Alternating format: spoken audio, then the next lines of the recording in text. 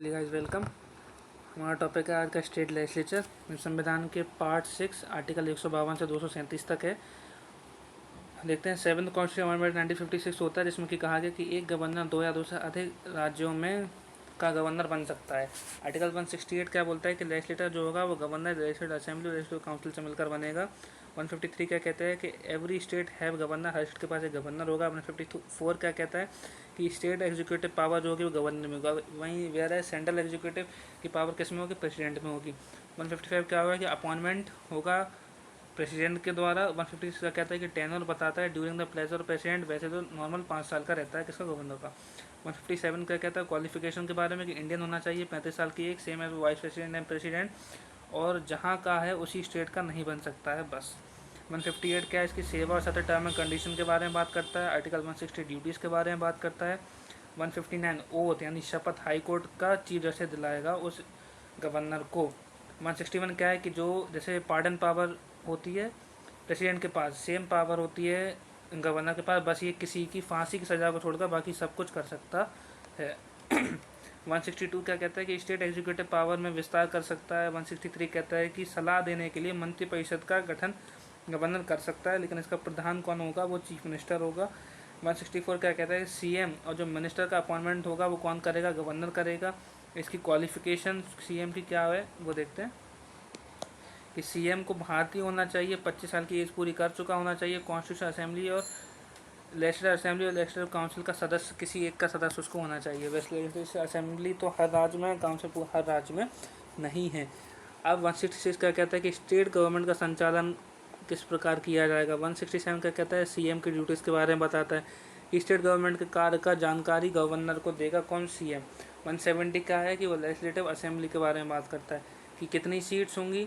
Maximum 500 seat हो सकती है, मिनिमम 60 सीट होती है, 60 से कम में कहीं पर भी लेजिस्लेटिव असेंबली नहीं बनाई जाएगी। एक्सेप्शन है कुछ, लेकिन उसके साथ से सिक्किम में 32 सीटें, गोवा में 40 है, मिजोरम में 40 हैं, पुदु में 30 है। अब सबसे बड़ी लेजिस्लेटिव असेंबली है हमारी यूपी की 403 सीट के पास, सबसे छोटी है सिक्किम की 32 सीट्स के साथ।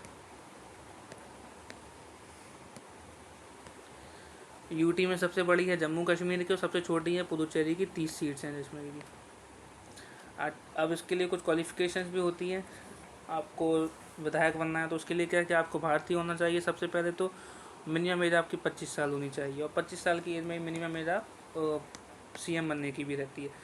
आर्टिकल 332 क्या कहता है कि लोकसभा में SC ST के लिए आरक्षण के बारे में बात करता है। 169 क्या कहता है कि लेजिस्लेटिव काउंसिल में पार्लियामेंट का गठन लेजिस्लेटिव काउंसिल का जो गठन है वो पार्लियामेंट का अधिकार है कि वो चाहे तो उसको गठित भी कर सकती है और उसको समाप्त भी कर सकती है। बायलिंगुअल कॉन्स्टिट्यूशन जो ओरिजिनल कॉन्स्टिट्यूशन था हमारा, उसमें कुल 5 राज्यों में लेजिस्लेटिव काउंसिल का जिक्र किया गया था। वो 5 राज्य कौन कौन से थे उनके बारे में देखते हैं। यूपी, बिहार, महाराष्ट्र, कर्नाटक और जम्मू कश्मीर। लेकिन आज की डेट में 6 राज्यों में है। यूपी में, कर्नाटक में, महाराष्ट्र में, बिहार में, आंध्र प्रदेश में और तेलंगाना में। यूपी में 100 सीट है, कर्नाटक में 75, महाराष्ट्र में 78, बिहार में 75, आंध्र में 58, तेलंगाना में 40। 1969 में क्या हुआ कि पंजाब और बंगाल के लेजिस्लेटिव काउंसिल को समाप्त कर दिया गया। 85 में आंध्र प्रदेश की को समाप्त किया, फिर 2007 में दोबारा बनाया गया। 86 में क्या हुआ, तमिलनाडु ने अपनी खुद की ही वो समाप्त करवा ली थी। आगे देखते हैं।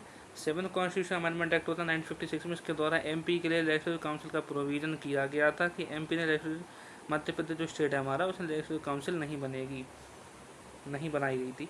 171 आर्टिकल क्या कहता है कि स्ट्रक्चर बताता है लेजिस्लेटिव काउंसिल का। लेजिस्लेटिव काउंसिल का जो इलेक्शन होता है वो इनडायरेक्ट तरीके से होता है उसके लोगों का। अब वो किस तरीके से इलेक्ट होते हैं वो देखते हैं कि जो 1/3 सदस्य उसके पूरे होंगे ना, वो लोग लेजिस्लेटिव असेंबली सदस्य द्वारा चुने गए होंगे, यानी विधानसभा द्वारा।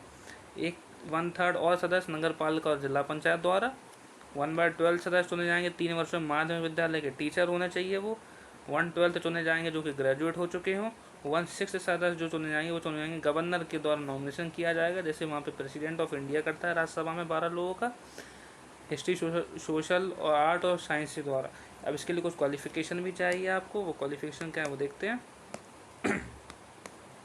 कि आपको इंडियन होना चाहिए और 30 साल की एज पूरी करनी चाहिए। टेन्योर क्या है कि परमानेंट हाउस इसको डिजोल्व नहीं कर सकते हैं आप, और इसके मेंबर का जो टेन्योर होता है वो होता है 6 साल, और हर 2 साल में 1/3 भाग इसका रिटायर किया जाता है। मतलब जो होगा हमारा वो एडवोकेट जनरल, अटॉर्नी जनरल के ऊपर वीडियो होगी। तभी तक के लिए थैंक यू।